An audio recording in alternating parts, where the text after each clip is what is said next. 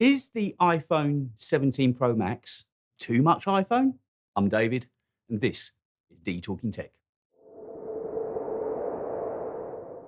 In this video, we're going to pull back the covers and do away with all the marketing gloss that Apple wants us to hear and actually look at which is the right phone for you to buy, the iPhone 17 or the 17 Pro. We're going to look at what configs you should buy, who these phones are for, and what you'll be missing out on, most importantly, if you decide to buy an iPhone 17, a base iPhone 17, as opposed to one of the Pros or Pro Maxes. Now, first of all, let's start off by looking at what phones you can buy brand new from Apple from their website today as I sit recording this. It starts off with the iPhone 16e, which you can buy for £599. There's the iPhone 16 for £699, that's still on sale. The iPhone 17 for £799. The iPhone Air for £999. The 17 Pro for £1,099. And the 17 Pro Max, which costs £1,199. But in this video, we're really going to be looking at just two phones, and that's the 17, the base iPhone 17, and the 17 Pro, because this year, believe it or not, the specs are closer than ever. And I'm always looking to try and save you money and make smart and wise choices on what you're about to buy. Now, if you've watched any of my videos over the past few months, you'll know that I've been using the iPhone 16e, and I've really rated it and I enjoy it. It's been a real joy to use that handset. But it's not for everybody, and neither is the iPhone Air. Now, obviously, none of us have got real-world experience yet of what the Air's like, but both the 16e and the Air are for a very select user group. They're not for everybody. With the iPhone Air, it's pretty as heck. I can't wait to get my hands on it. Mine's turning up in a couple of days' time. I can't wait to get my hands on it and try it out for you. But it could be it's a case of more style over substance. We really don't know until we've had a chance to actually use it. Now, talking about the iPhone that I've got coming, I just want to mention my ordering experience I had last week. On Wednesday, I pre-saved my order with credit card details attached. I placed an order for an iPhone 17 Pro Max with 256 gigs of storage in the Cosmic Orange. I ordered an iPhone Air in blue with 256 gigs and AirPods Pro 3. And out of those three, when I went on Friday to actually finalize the order, the site crashed. By the time I got into the site, the AirPods Pro 3 and the iPhone Pro Max had all gone. So my AirPods Pro at the moment are due to arrive the end of September, and the iPhone Pro Max early October. It's not perfect, but there's nothing I can do about it. The only phone I've got turning up this week is the iPhone Air, and I'll be really interested to hear what your order experiences were. So getting back to that question of who are these phones for? It's easy to think that the Pro is for the pros. It makes logical sense, right? Here's me, I kind of make money out of using my phone, so that surely makes me pro. But in my mind, the iPhone Pros this year have almost got too many features that I wouldn't use. That's not to say that I don't think there's a place for one in my lineup, which I'll try to explain later on. But basically, the features that are new this year, I don't think are really relevant to many people. So if we throw away our egos and just look at the actual phone, I think it's a really strong argument to be had that the iPhone 17 will do for most of us and do a really good job for most of us at a fraction of the cost. In the past few years, Apple has been accused of overlooking the base model. But this year, this is the new Apple. This is the listening Apple. This is the bounce back Apple. And they are coming back. I'm convinced they have come back better and stronger from last year's trouncing that they took. And fairly so. They underdelivered last year. But this year, I think they're back on point. And they've given the iPhone 17 some amazing value features and accessories in there that I think just make it a phone that we should honestly look at.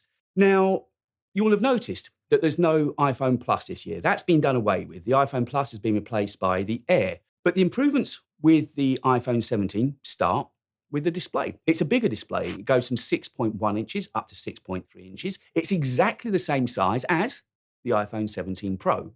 It's also now got the adaptive display on it. So it goes from 1 hertz all the way up to 120 hertz. It's a ProMotion display.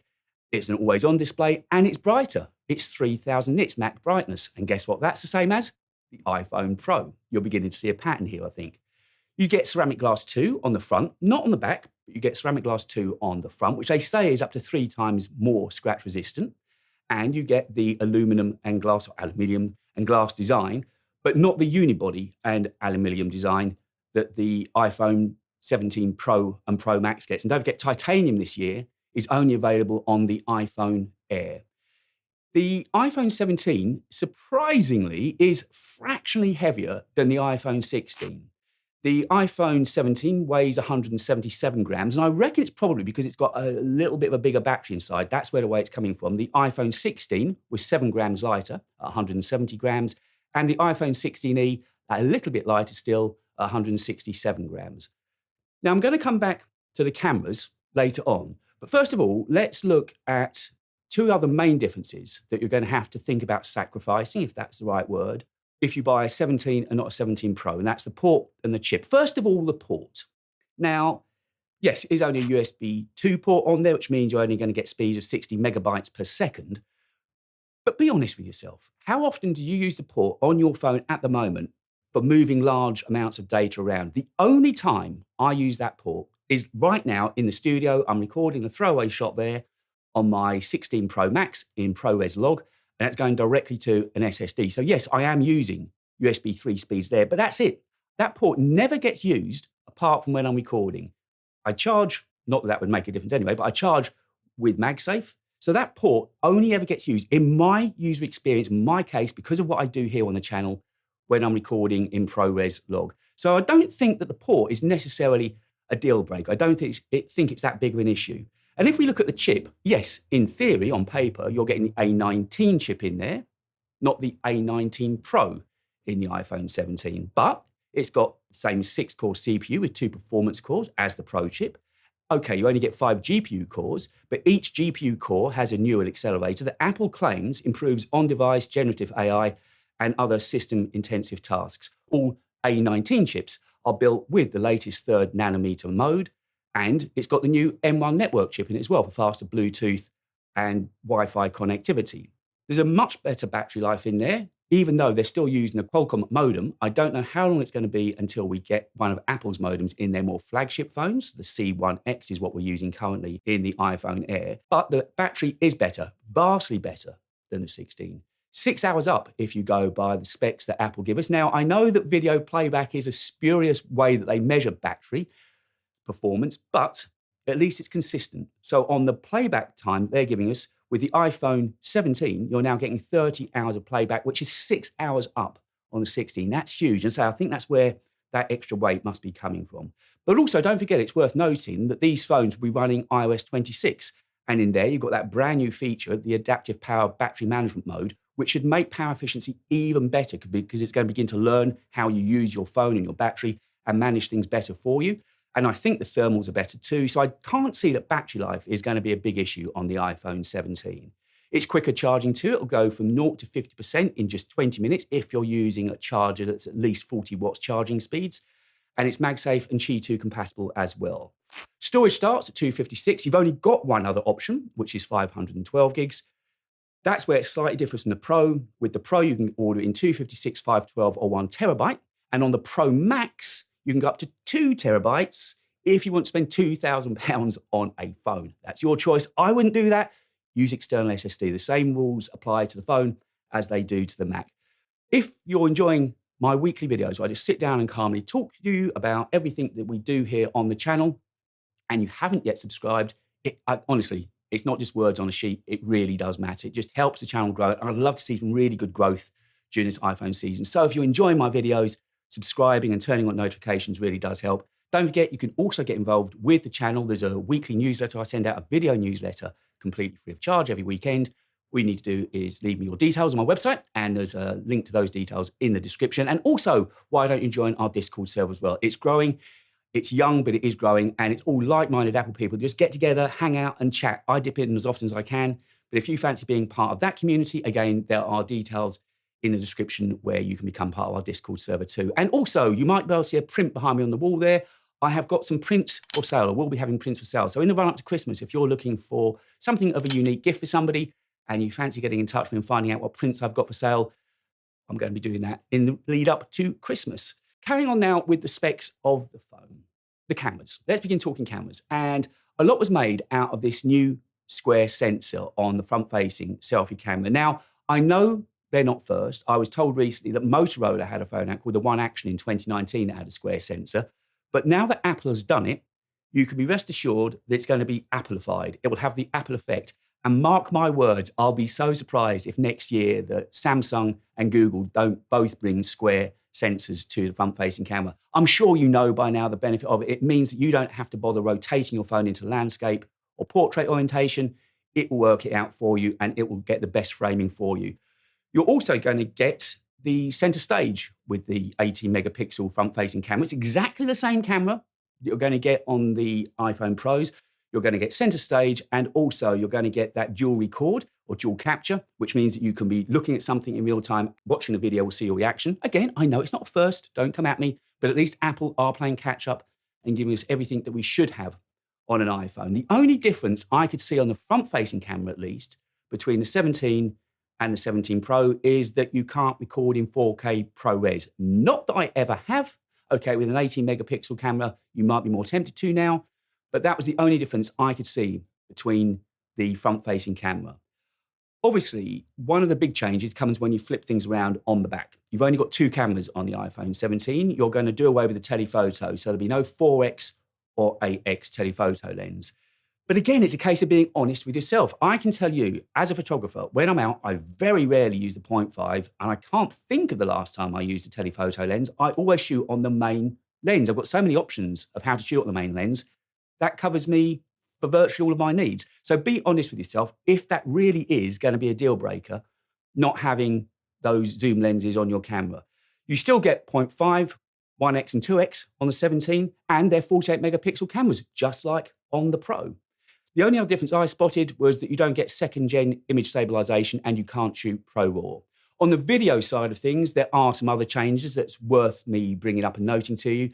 With video, you're limited at 4K 60 on the iPhone 17, not 4K 120, and you can't shoot in ProRes. But then again, I only ever shoot in ProRes when I'm here in the studio. When I'm out and about, I never use ProRes. I always use the inbuilt camera app when I'm taking videos. And as much as there are some new features on the Pro and Pro Max this year, gun lock, Apple Log 2, I probably won't use them. And don't forget, I'm supposed to be kind of professional in what I do. So it's worth summing up now. What are you actually missing out on if you decide to buy an iPhone 17 as opposed to an iPhone 17 Pro? You don't get 4x or 8x telephoto. You don't get ProRes or ProRAW. You're limited to 4K 60. You've got the USB 2 port, not the USB 3 port. Ceramic Shield 2 is only on the front-facing glass, not on the back. There's no vapor chamber, and it's a smaller battery, but it is a bigger battery, reportedly 3,692 milliamp hours, and vastly improved on last year's iPhone 16, as I mentioned earlier on. I haven't really mentioned the Pro Max in this video for a very good reason. Apple didn't really mention the Pro Max in the event. It was weird. It got to the end of the event, which I thought was great because it was shorter and tighter, but it got to the end of the event and it was just a throwaway at the end about the Pro Max being available. I think the only two differences between the Pro and the Pro Max, as far as I can tell, are that 2 terabyte storage option and, of course, the larger display. And yes, I think a Pro Max will still have a place in my workflow because I'm using it for the time being as a second camera. I want to buy myself another camera, but until then, I'm using the iPhone 17 Pro Max soon, the 16 Pro Max at the moment, as my throwaway camera. So for me, it probably has still got a place in my workflow. If you're wondering, yes, I do spend money on Apple Care on my main device, but I'm actually thinking of getting Apple Care Plus because I'm often out now with 1, 2, or 3 phones, and it's as much to do with theft as it is to do with damage to the phone. It's so easy in town centres now with theft. So I might consider looking at Apple Care Plus because that actually looked decent value for money. So then, what phone would I recommend you should buy? Hand on heart, I think for a very large majority of us, and if I wasn't sitting here doing this every week, it would apply to me too, I think I'd go for the iPhone 17. It is the sweet spot. And don't forget, it's £400 cheaper.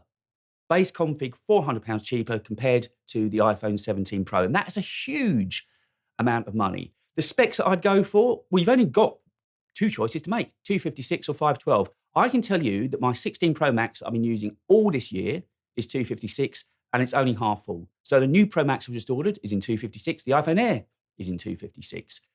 But that's your choice. I'm very careful with how I manage what's on my phone. I've got a lot of other cloud options that I've used. I've got my NAS server. So for me, I only need 256. But that really is the only choice you need to make. But I think you need to think carefully about storage because there are cheaper external SSD and storage options that you could choose as well, rather than giving Apple your hard-earned money. And again, it's like I've said with Macs. This USP of the iPhone 17 is the value it brings. And at the starting price, with 256 gigs of storage, it is a bargain that Apple are giving us. Now, if you've enjoyed me talking about the iPhone 17 versus 17 Pro, I'm leaving my video for you to watch now about my reaction to the event last week, which I did virtually straight on the back of it, but giving you my honest thoughts about what we saw from the entire event.